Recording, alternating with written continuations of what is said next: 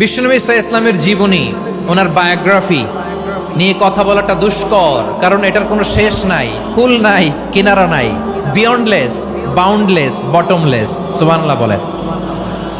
কারণ তিনি তো এমন নবী যিনি হ্যাঁ বললে এটা শরীয়তে হালাল হয়ে যায়।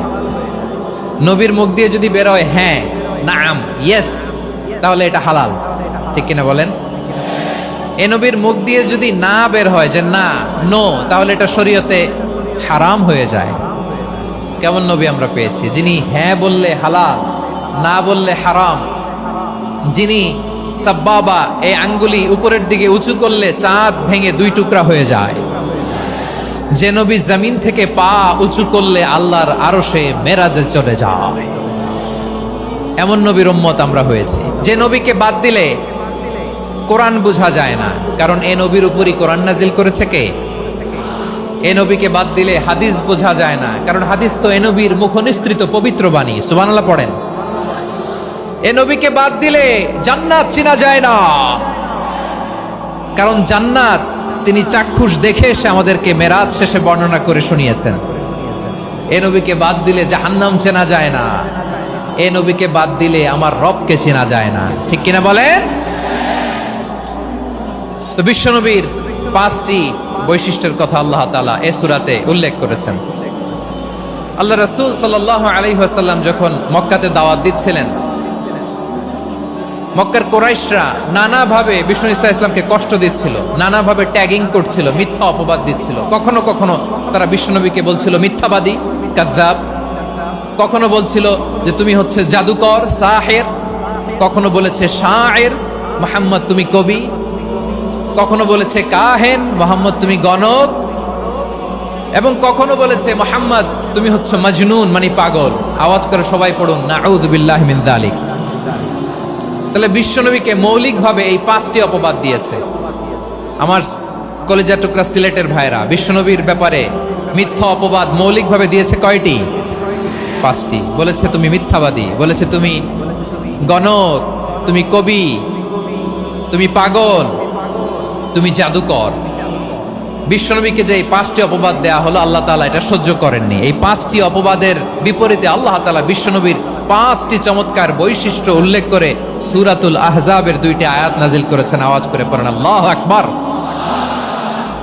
5টি চমৎকার বৈশিষ্ট্য সূরাতুল আহজাবের ভেতরে রব্বুল আলামিন উল্লেখ করে আমাদেরকে জানিয়ে দিচ্ছেন, ইয়া আইয়ুহান নাবিয়্যু ইন্না আরসালনাকা শাহিদান ওয়া মুবাশশিরান ওয়া নাযীরা ওয়া দাঈয়ান ইলাল্লাহি বিইذনিহি ওয়া সিরাজাম মুনীরা।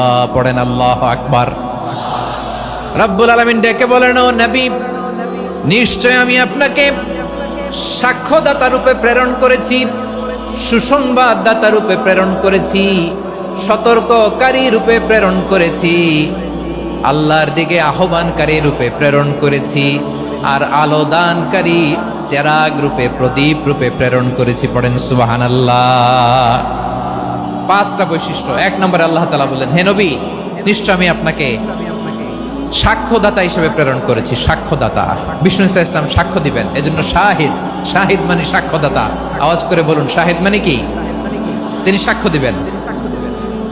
মুবাশশির, 2 নম্বর বৈশিষ্ট্য হচ্ছে তিনি মুবাশশির। মুবাশশিরুম বিরাহমাতিল্লাহি ওয়া বিল জান্নাহ। তিনি আল্লাহর রহমতের সুসংবাদ দেন, তিনি আল্লাহর জান্নাতের সুসংবাদ দেন। সুবহানাল্লাহ পড়েন। 3 নম্বর বৈশিষ্ট্য হচ্ছে নাযীর, তিনি সতর্ককারী, ওয়ার্নার।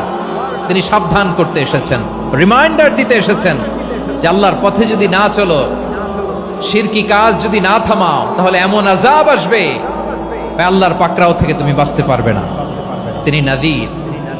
বিষ্ণু ঈসা ইসলামের 4 নম্বর বৈশিষ্ট্য হচ্ছে দাঈয়ান ইলাল্লাহ, তিনি আল্লাহর দিকে আহ্বানকারী। এই যে আমরা আমাদেরকে পরিচয় দেই যে আমরা দাঈ, বলি না? বলি যে উনি হচ্ছেন একজন দাঈ ইলাল্লাহ। বহু বচন আমরা বলি আদ-দুআত ইলাল্লাহ। এটা কোরআনের এই আয়াত থেকে এসেছে। সুবহানাল্লাহ পড়েন। ওয়া দাঈয়ান ইলাল্লাহি বিইذনিহি, আল্লাহর আদেশে বিষ্ণু ঈসা ইসলাম আল্লাহর দিকে মানুষকে ডাকেন। এবং বিষ্ণু ঈসা ইসলামের 5 নম্বর বৈশিষ্ট্য হচ্ছে সিরাজাম মুনীরা, আলোদানকারী প্রদীপ, আলোকদীপ্ত প্রদীপ, যে আলো দিয়ে তিনি গোটা বিশ্বকে আলোকিত করেছেন। আওয়াজ করে পড়েন আল্লাহু আকবার।